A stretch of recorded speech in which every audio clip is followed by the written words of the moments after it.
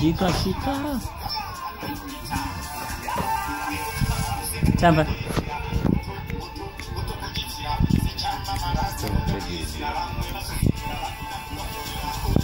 Dudu nanda ndi. Ndi.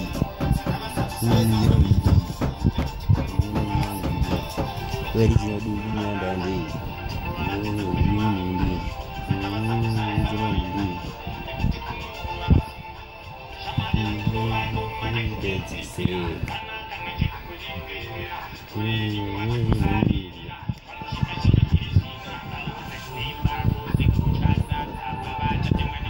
Tamba mwana, tamba. Original Dudu nanda ndi. Kedebu. Tamba isi. Buatan. Tamba.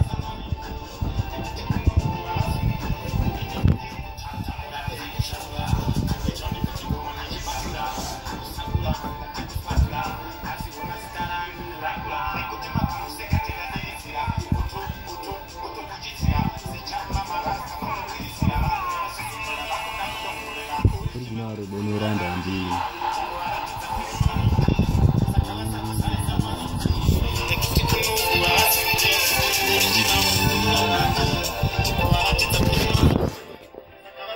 Yo.